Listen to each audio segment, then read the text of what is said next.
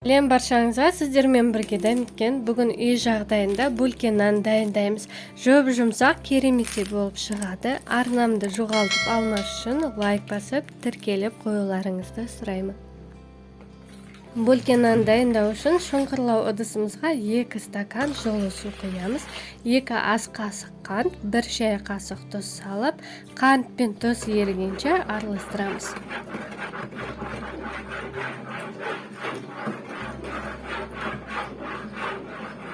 Кейін үстінен 15 грамм ашытқыны қосып араластырамыз.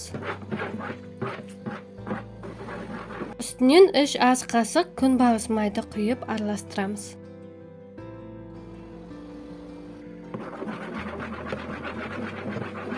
$900 грамм ұнды 2-3-ке бөліп саламыз. Ас қасықпен араластырып қамыр илейміз. Илеп болғаннан кейін үстінен 1 ас қасық күнбағыс майды құйып илейміз. Бізде осындай қамыр шығады. Бетін жауып 1 сағатқа жылы жерге қоямыз. 1 сағат өткеннен кейін форманы күнбағыс маймен майлаймыз. Көтерілген қамырды тең 2 бөлікке бөлеміз.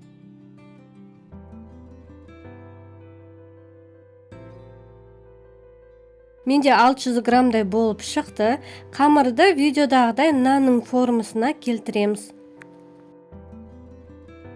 Ұштарын төменге қарай орап, майланған формаға саламыз.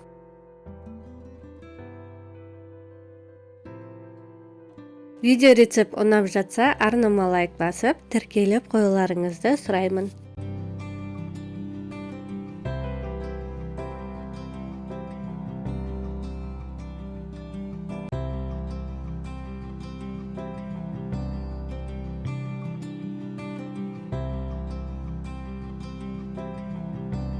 Нанның бетін салфанмен жауып, тағы да 20-30 минутқа көтерілгенше жылы жерге қоямыз.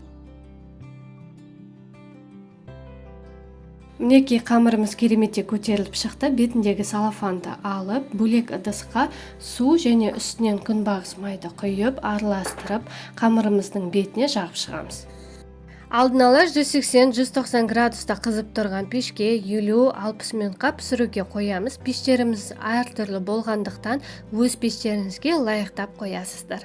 Нан піскеннен кейін салфанмен немесе орамалмен бетін жауып қойыңыз, сонда біздің нанымыз одан да жұмсақ болып келеді.